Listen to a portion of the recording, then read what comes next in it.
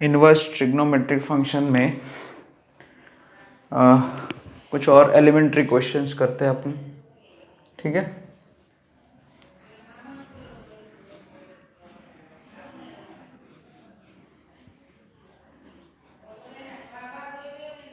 तो उसमें एक और क्वेश्चन लिखते हैं। सो वन क्वेश्चन, इफ मतलब ऐसा है, if x is equal to tan inverse 1 minus cos inverse minus 1/2 plus sine inverse 1/2, ठीक है। और y का वैल्यू दिया है cos ऑफ 1/2 cos इनवर्स 1/8। तो चार ऑप्शन है। First A option x is equal to pi y, या फिर ऐसा बोल दो कि ऑप्शन वाइज क्वेश्चन है यहाँ पे, तो x और y के बीच का रिलेशन ढूंढना है, क्या होगा x का वैल्यू y का वैल्यू, उसके हिसाब से x और y के बीच का रिलेशन ढूंढना है। -4/3 इंटू वाई है ना, और डी ऑप्शन दिया है tan x is equal to 4/3y। तो सबसे पहले हम x और y की सेपरेट वैल्यू निकालेंगे, ठीक है। x और y की सेपरेट वैल्यू निकालेंगे, उसके बाद काम करेंगे। तो पहले x की वैल्यू निकालते हैं। Solution x is equal to tan inverse 1 π/4 हो जाएगा। cos इनवर्स -1/2 कितना हो जाएगा, pi minus cos inverse half. cos inverse half कितना होता है 60, cos इनवर्स हाफ, cos में हाफ का पता है 60 यानी कि π/3, प्लस साइन इनवर्स हाफ का पता है π/6 30 डिग्री है ना। पाई माइनस π/3 2π/3, सो π/4 प्लस π/6 माइनस 2π/3। एलसीएम ले लो, 12 आएगा।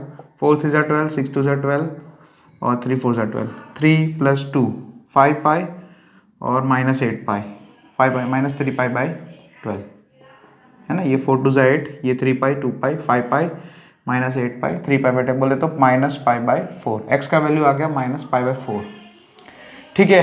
तो ये तो हो गया। अब y का वैल्यू निकालते हैं।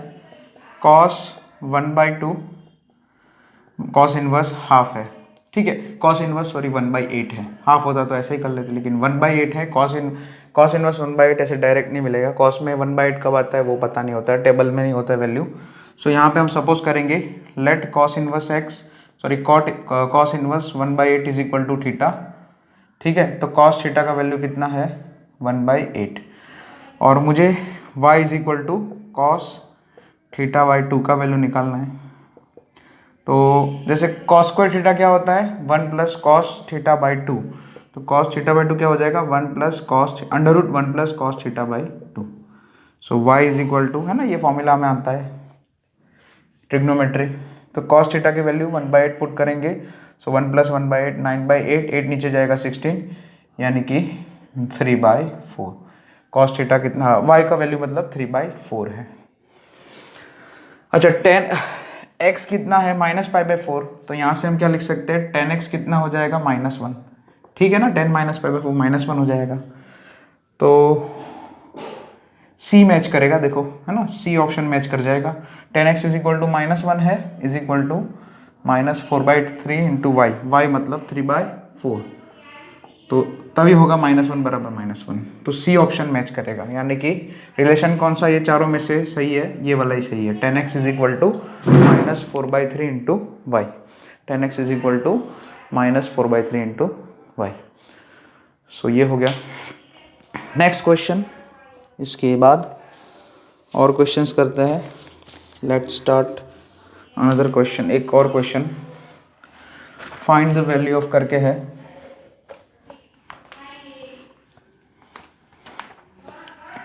फाइंड द वैल्यू ऑफ करके है tan inverse tan of sine inverse 3/5 plus tan inverse 2/3। tan of इसकी वैल्यू फाइंड करनी है। tan of sine inverse 3/5 plus tan inverse 2/3, ठीक है। ध्यान से देखिए, तो यहाँ पे टेन अल्फा प्लस बीटा हम यूज़ कर सकते हैं। अच्छा, यहाँ पे साइन इनवर्स को हम पहले टेन इनवर्स है ना, ये टेन इनवर्स है, इसको भी टेन इनवर्स में कन्वर्ट कर सकते हैं। इसके लिए जो है हम एक ट्रायंगल बना देंगे ऐसे, ये अल्फा हो गया, सो 3/5, 3 4 5 हो जाएगा। सो साइन इनवर्स 3/5, तो उसको लिख सकते हैं टेन इनवर्स 3/4 है ना। So tan inverse 3/4 plus tan inverse 2/3, ठीक है। सो अब यहाँ पे ये इसको अल्फा बोल दिया और इसको बीटा, ये तो फिर अल्फा हमने पहले ही बोल दिया था, और ये बीटा हो गया। तो basically tan alpha plus beta है। So tan alpha plus beta का फॉर्मूला तो हमें आता है tan alpha plus tan beta whole divided by 1 minus tan alpha into tan beta, ठीक है। टेन इनवर्स 3/4 अगर अल्फा है तो टेन अल्फा क्या हो जाएगा, है ना, हमने ये सपोज क्या किया है, अल्फा किसको सपोज किया है, tan inverse 3/4 is equal to alpha है, तो यहाँ से टेन अल्फा कितना मिल जाएगा 3/4। उसी तरह से टेन इनवर्स 2/3 अगर बीटा है तो टेन बीटा कितना हो जाएगा 2/3। तो यहाँ पे टेन अल्फा और टेन बीटा की वैल्यूज पुट कर दो, 3/4 plus 2/3 whole divided by 1 minus, देखिए 3/4 1 2/3, 3 कैंसिल हो जाएगा, 2/4 1/2 हो जाएगा, ऊपर ये 9 और ये 8, 17/12 डिवाइडेड बाई हाफ, तो हाफ खुद के ऊपर आ जाएगा, ये 2 खुद के ऊपर आ जाएगा, 12 नीचे चला जाएगा, 17/6 आंसर आ जाएगा। ओके, तो हाँ, ये जो जिसका वैल्यू निकालना था, है ना, इसका वैल्यू पूछा था, 10 ऑफ करके जो है उसका वैल्यू कितना आ जाएगा भाई, 17/6, तो ये भी लिख लेना। नेक्स्ट क्वेश्चन, अब थोड़े टफ क्वेश्चन देखते हैं। ओके, नेक्स्ट वैल्यू निकालने वाले ऐसे क्वेश्चंस थे, तो एकदम एलिमेंट्री क्वेश्चंस थे, एलिमेंट्री एग्जांपल्स थे। अब थोड़े टफ लेवल के क्वेश्चन करते हैं, इनइक्वालिटी के भी क्वेश्चन करेंगे इसमें। So next question, if sigma cos inverse alpha I where I is from 1 to n is equal to 0, then sigma alpha I is from 1 to n is equal to question mark, ठीक है। सो यहाँ पे okay, तो ये क्या दिया है, ये जो है सीक्वेंस दिया है,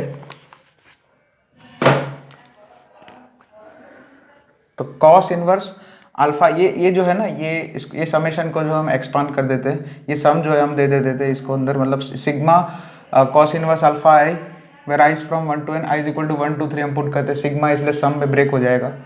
सो cos inverse alpha 1 plus cos inverse alpha 2 plus cos inverse alpha 3 up to alpha n, है ना, 1 से लेके n तक पूरा पुट करेंगे, cos inverse alpha n is equal to 0। अच्छा, cos इनवर्स, ये cos इनवर्स अल्फा 1 या कुछ भी हो, ये सभी cos इनवर्स का रेंज कितना होगा, रेंज कितना आएगा, -π/2 से +π/2, सॉरी 0 से पाई, 0 से पाई।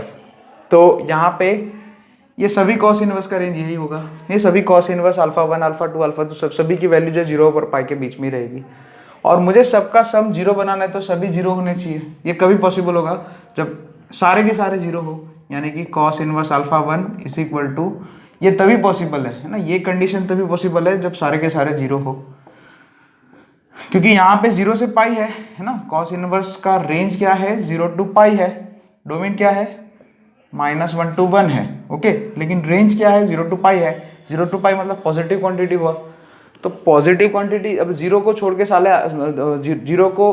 के सारे जो आगे आएंगे नंबर्स इसमें रेंज में, वो तो पॉजिटिव नंबर होंगे, है ना, 0 से पाई मतलब पॉजिटिव क्वांटिटी हुई, तो खाली ये सबका टोटल अगर 0 बनाना है तो ये सभी 0 ही करना पड़ेगा मुझे, सभी का वैल्यू मुझे 0 करना पड़ेगा। इसका मतलब ये cos inverse alpha 1 cos inverse alpha सब भी ना, ऑल इक्वल टू 0, तो वो कब पॉसिबल है, cos इनवर्स अल्फा 1 अगर 0 है तो अल्फा 1 अल्फा 2 अल्फा 3 वो सारे के सारे कितने होने हैं ना, अप टू अल्फा n तक क्या होना चाहिए, cos इनवर्स में 0 कब आता है, जब 1 रख दे तब, है ना, यानी कि मैं ऐसा सोचूं कि cos 0 1 होता है, ठीक है, तो cos इनवर्स 1 वो 0 होता है। cos इनवर्स में 0 कब आता है? 1 रखने पे, है ना। हम आर्ग्यूमेंट 1 रखेंगे cos इनवर्स में ना, cos में आर्ग्यूमेंट 0 पुट करते तो 1 आता है, तो cos इनवर्स 1 0 हो जाता है। यानी कि उल्टा सवाल है, अल्फा 1 अल्फा 2 अल्फा 3 उसके उन सब की वैल्यूज क्या होगी? 1। ठीक है, तो ये सारे के सारे 1 होने चाहिए। जो आर्ग्यूमेंट है अल्फा 1 cos इनवर्स के अंदर जो आर्ग्यूमेंट्स है अल्फा 1 से लेकर अल्फा n, उन सब का वैल्यूज 1 होना चाहिए। अब मुझे क्या पूछा है? I want to find summation from i is equal to 1 to n alpha i, यानी कि alpha 1 plus alpha 2 up to alpha n। अच्छा, ये सभी ये जो अल्फा 1 से लेकर अल्फा 1 सभी की वैल्यू जो है 1 1 है, यानी कि क्वेश्चन क्या हो गया? 1 plus 1 plus 1 n times 1 1 1 1 n times लिख के ऐड करेंगे तो कितना आंसर आएगा? n आएगा। बस सब ये हो गया ख़त्म, है ना। तो देन करके जो पूछा है उसका आंसर क्या आएगा? Small n। तो ये भी हो चुका। नेक्स्ट क्वेश्चन,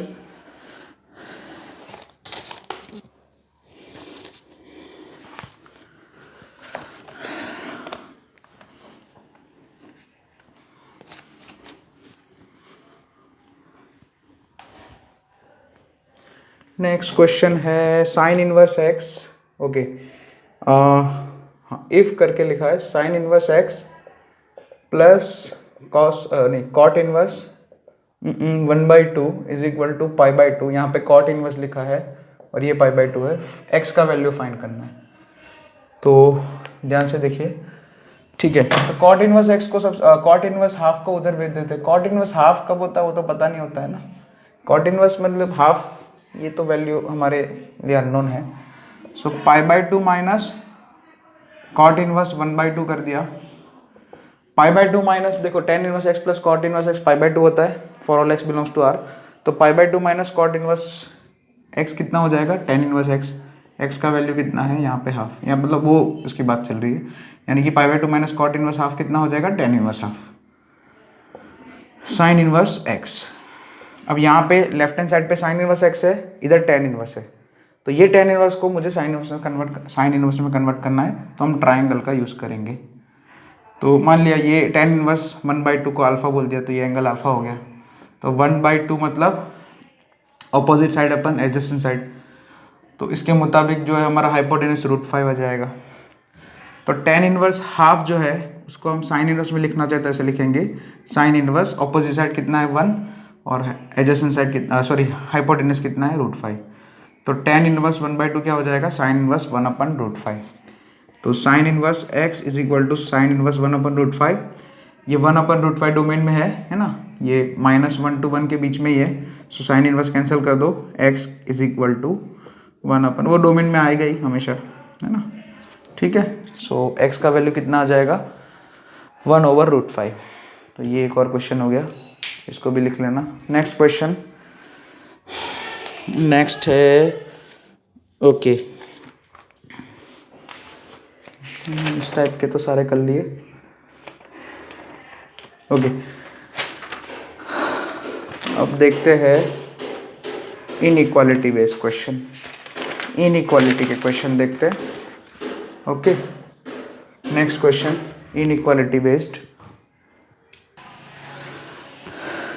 ओके, तो इनइक्वालिटी बेस्ड क्वेश्चन जैसे कि मैंने बताया वो करते हैं अपन start. Okay, solve the inequalities. Okay, solve the inequalities करके है सॉल्व द इनइक्वालिटीज। ठीक है, first cos inverse x is greater than cos inverse of x square. ठीक है, अच्छा cos इनवर्स एक्स का डोमेन क्या होता है? -1 से 1, वो ध्यान में रखेंगे, है ना। तो हमारा जो आंसर आएगा उसको हम डोमेन में मैच तो कराएंगे ना, क्योंकि cos इनवर्स के अंदर x है। cos इनवर्स टर्म डिफाइन कब होता है? डोमेन ये हो, है ना। x के ऊपर रेस्ट्रिक्शन आ जाता है कि x बिलोंग्स तो यही होना चाहिए। अब ये इनइक्वालिटी सॉल्व करते हैं। cos inverse x greater than cos inverse x square लिखा है। cos इनवर्स x का अगर आप ग्राफ देखोगे तो कुछ ऐसे आता है, -1 से 1 के बीच में डिक्रीजिंग है। cos इनवर्स जो है हमारा डिक्रीजिंग फंक्शन है अच्छा, तो ये तो हमें पता ही है कि एफ ऑफ एक्स वन अगर greater than f of x two होता है और अगर हमारा फंक्शन जो है डिक्रीजिंग होता है तो x one less than x two हो जाता है। ये तो सिंपल लॉजिक है, हमें पता ही है कि एफ ऑफ एक्स वन अगर एफ ऑफ एक्स टू से ज़्यादा है ना, अगर फंक्शन आपका डिक्रीजिंग फंक्शन है, जैसे ये हो गया लो एक्स वन एक्स टू, और अगर f of x one f of x two से ज़्यादा हो गया देखो, तो एक्स टू एक्स वन से ज़्यादा होगा, एक्स वन छोटा हो जाएगा। सिंपल है ना, डिक्रीजिंग फंक्शन है तो ये तो हमने सीखा हुआ है। So cos inverse x is greater then cos inverse x square है, तो दोनों साइड अगर मैं कॉस इनवर्स कैंसिल करूँ तो इनइक्वालिटी फ्लिप हो जाएगा, यानी कि कॉस इनवर्स डिक्रीजिंग फंक्शन है इसलिए x is less than x square हो जाएगा। ठीक है, ये स्टेप इंपॉर्टेंट है। Cos inverse x cos inverse जो है हमारा डिक्रीजिंग फंक्शन है इसलिए। So x is less than x square, और बस अब यहाँ पे आराम से सॉल्व कर दो। एक्स को उधर भेज दिया, x square minus x should be greater than equal to greater than zero, खाली ग्रेटर देन है, सॉरी इक्वल टू नहीं लिखा है। एक्स कॉमन निकाला तो x into x minus one should be greater than zero, और बस ये तो हो गया ना। X into x minus one, ये दो लीनियर पॉलिनोमियल हो गए, यहाँ पे दो लीनियर फैक्टर हो गए, सॉरी। सो इसका रूट जीरो और इसका वन है ना, यहाँ पे रूट्स के बाहर आंसर आ जाएगा माइनस इन्फिनिटी से छोटा root union one to infinity. अब ये इसका फाइनल आंसर नहीं बोलेंगे क्योंकि डोमेन के साथ मैच कराना जरूरी है। अच्छा, ये इनइक्वालिटी का आंसर क्या आया, माइनस इन्फिनिटी से जीरो और वन टू इन्फिनिटी, यानी कि माइनस ये होगा और ये हो गया। और डोमेन कितना दिया आपको, क्योंकि हमें डोमेन तो देखना पड़ेगा क्योंकि ये कॉस इनवर्स फंक्शन है। डोमेन आपको दिया गया है माइनस वन से वन, तो डोमेन मतलब ये जो डोमेन है उसमें जो जितना हो रहा है कवर इंटरसेक्शन हो रहा है वही देखेंगे। तो डोमेन में कितना इंटरसेक्ट हो रहा है, माइनस वन से जीरो के बीच में। अगर आप देखो अच्छे से तो डोमेन के साथ इंटरसेक्शन करना जरूरी है। ये जो इनइक्वालिटी सॉल्व करके हमने जो आंसर लिखा है उसका डोमेन के साथ चेक करना, इंटरसेक्शन करना जरूरी है। तो डोमेन के साथ अगर इंटरसेक्ट करवाएंगे तो माइनस वन से जीरो आ जाएगा, minus one included, zero not included, zero exclude हो जाएगा। सो फाइनल आंसर क्या आएगा, एक्स बिलोंग्स टू, इनइक्वालिटी का फाइनल आंसर क्या आएगा, close open from minus one two zero, ये लिख लेना।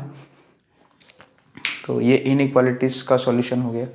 नेक्स्ट क्वेश्चन, इसी में इनइक्वालिटी में एक और क्वेश्चन देखते हैं। Okay, tan inverse x is greater then cot inverse x, yes, tan inverse x is greater then cot inverse x. अच्छा, tan और cot का तो डोमेन आर ही होता है, तो इसमें तो कोई टेंशन नहीं है हमें। tan inverse x is greater then cot inverse x, अगर ये दिया है आपको तो एक काम करते हैं, इसमें cot इनवर्स एक्स को मैं tan इनवर्स एक्स में कन्वर्ट कर देता हूँ, है ना। कैसे करेंगे देखो, जैसे tan inverse x plus cot inverse x pi by to होता है, तो cot इनवर्स एक्स की जगह हम लिख सकते हैं पाई by to minus tan inverse x. ठीक है, ये सही है, इजी है। वरना आपको दो के ग्राफ बनाने पड़ेंगे, और फिर ग्राफ से देखो ग्राफिकली तो सॉल्व हो ही जाएगा, लेकिन दो फंक्शन के ग्राफ क्यों बनाए। अगर एक फंक्शन दूसरे में कन्वर्टेबल है तो हम एक का ग्राफ बना के सॉल्व कर सकते हैं। सो tan inverse x minus tan inverse x इधर भेजो, सो टू tan इनवर्स एक्स। अब ये कर सकते हैं एक ही स्टेप में, यहाँ पे ये पहले स्टेप से ही सॉल्व कर सकते हैं। उसके लिए क्या करना, दो ग्राफ बनाने पड़ेंगे मुझे। ये स्टेप ना करूँ, मान लिया tan इनवर्स एक्स का भी ग्राफ बनाओ, cot इनवर्स एक्स का भी ग्राफ बनाओ, और कहाँ tan इनवर्स एक्स का ग्राफ ऊपर है और उसके कोरस्पॉन्डिंग एक्स एक्सिस देख लूँ कौन सा इंटरवल हो रहा है। तो वो तो है ही मेरे पास, लेकिन वो दो ग्राफ क्यों बनाए हम, उससे अच्छा ये ईजी हो जाएगा। तो two tan inverse x greater than pi by two, यानी कि tan इनवर्स एक्स, टू को इधर भेजा तो greater than pi by four. tan inverse x का value greater than pi by four, ये इनइक्वालिटी सॉल्व करना है मतलब अभी। तो आप खाली tan इनवर्स एक्स का ग्राफ ड्रॉ कर देते हैं और फिर वो पाई बाय फोर से ज़्यादा ऐसा लिख दे लेते है ना, बस वो पाई बाय फोर से ज़्यादा है ना। tan इनवर्स एक्स का ग्राफ तो वैसे इंक्रीजिंग फंक्शन है और उसको जो है मुझे पाई बाय फोर से ज़्यादा करना है। अच्छा, पाई बाय फोर मतलब इधर आता है, उसके कॉरस्पॉन्डिंग एक्स एक्सिस पे वन आएगा, पाई बाय फोर इंक्लूड नहीं करना है। सो आपका पाई बाय फोर है ना, tan इनवर्स एक्स का वैल्यू पाई बाय फोर से ज़्यादा बोला है। tan इनवर्स एक्स का वैल्यू यानी कि वाई एक्सिस पे जो वैल्यू है वो पाई बाय फोर से ज़्यादा है। कहाँ तक जाएगा, पाई बाय टू तक जाएगा। उसके कॉरस्पॉन्डिंग ग्राफ कितना कवर होगा, ये वाला कवर होगा, ये पोर्शन कवर होगा, है ना। ये जो कंडीशन है tan इनवर्स x का वैल्यू ग्रेटर देन π/4, उसके कॉरस्पॉन्डिंग y एक्सिस पे इतना पोर्शन आएगा और ग्राफ का कितना पोर्शन कवर होगा, ये वाला, और उसके कॉरस्पॉन्डिंग x एक्सिस पे इनइक्वालिटी को सॉल्व करना मतलब x का वैल्यू निकालना, तो उसके कॉरस्पॉन्डिंग x एक्सिस पे कौन सा इंटरवल हो रहा है, 1 to infinity। 1 is excluded, 1 include नहीं है भाई, है ना। तो क्या आएगा, x belongs to 1 to infinite, 1 से लेके इन्फिनिटी। ठीक है, तो ये एक हो गया क्वेश्चन। ये किसका हो गया, tan inverse x is greater then cot inverse x का सॉल्यूशन हो गया। ठीक है, ओके। इसके बाद एक और करते हैं। ये हो गया, यस। नेक्स्ट cot इनवर्स, हाँ क्वाड्रेटिक बेस है ये। नेक्स्ट क्वेश्चन जो है वो, उसमें क्वाड्रेटिक इनइक्वालिटी का भी इन्वॉल्वमेंट है। ऐसे करके लिखा है, अच्छा ARC मतलब भी इनवर्स है ना, ARC cot square x minus 5 ARC cot x plus 6 is greater then 0। ARC cot square x का मतलब क्या हुआ, cot इनवर्स x का होल स्क्वायर। ठीक है, याद रखना ये ARC भी कभी कभी कोई क्वेश्चन में यूज करते हैं इनवर्स लिखने की बजाय से, तो आपको कुछ नहीं करना है, ARC के पहले ये अपने में कन्वर्ट कर देते हैं। माइनस 5 लिखा है तो 5, ARC cot x मतलब cot इनवर्स x, है ना। ये cot इनवर्स मतलब इनवर्स फंक्शन लिखने का एक दूसरा ये सिंबल है, मतलब ग्रेटर देन 0। तो ये तो क्वाड्रेटिक इनइक्वालिटी, क्वाड्रेटिक जो है इसको एक्सपांड कर स्प्लिट कर सकते हैं आराम से, स्प्लिटिंग द मिडल टर्म से। इसमें आप स्प्लिट करने जाओगे तो cot इनवर्स x माइनस 3, दो फैक्टर ऐसे आ जाएंगे, cot inverse x minus 2 is greater then 0। तो cot inverse x minus 3 into cot inverse x minus 2 greater than 0। तो अब यहाँ पे माइनस इन्फिनिटी से छोटा रूट, वही ना, वो रूट्स के बाहर चला जाएगा आंसर। यानी कि cot इनवर्स x का वैल्यू 2 या 2 से कम, सॉरी यहाँ पे 2 या उससे कम नहीं बोलेंगे, इक्वालिटी नहीं है, और cot inverse x should be greater then 3। अब cot इनवर्स देखो, अब यहाँ पे वही है, cot इनवर्स इंक्रीजिंग फंक्शन है कि डिक्रीजिंग, तो ग्राफ देखो उसके लिए। cot इनवर्स x का ग्राफ जो है 0 से पाई के बीच में कुछ ऐसे होता है, तो डिक्रीजिंग फंक्शन है, ये π/2 होता है। सो अब cot inverse x less than cot 2 है, लेस देन 2 है, तो x is greater then cot 2 लिख देंगे हम सीधा, दोनों साइड cot लगा देते हैं। यहाँ पे जो cot inverse x is less then 2 है ना, तो मैं दोनों साइड cot लिख देता हूँ, दोनों साइड cot फंक्शन लगा देता हूँ। ऐसे भी कर सकते हैं, ग्राफिकली भी सॉल्व कर सकते हैं। और क्योंकि मैंने दोनों साइड cot फंक्शन लगाया है, cot इनवर्स भी डिक्रीजिंग है, cot x भी डिक्रीजिंग, cot जो हमारा है ट्रिग्नोमेट्रिक वाला वो भी डिक्रीजिंग है, उसका ग्राफ आप देख सकते हो। tan always increasing, cot always decreasing, उसी तरह से tan inverse always increasing, cot inverse भी always decreasing. So less than का ग्रेटर देन हो जाएगा, cot 2 है, सो यहाँ पे ये cot inverse x cancel, x is greater then cot 2, और यहाँ पे भी, यहाँ पे सेम प्रोसेस करेंगे तो x is less than cot 3, और है इसलिए यूनियन। सो फाइनली हमारा x बिलोंग्स टू क्या होगा, माइनस इनफाइनाइट से लेके cot 3 union cot 2 to infinity, ये इनइक्वालिटी का सॉल्यूशन आएगा। ये सॉल्यूशन आ ही चुका था, ये इनइक्वालिटी फॉर्म में था, और ये जो नीचे लिखा है वो इंटरवल फॉर्म में आंसर लिख दिया है ना। ये आंसर आ ही चुका था कि x ग्रेटर देन cot 2 हो और x लेस देन cot 3 हो सकता है। x का वैल्यू cot 2 से ज़्यादा या तो cot 3 से कम हो सकता है। बस हो गया।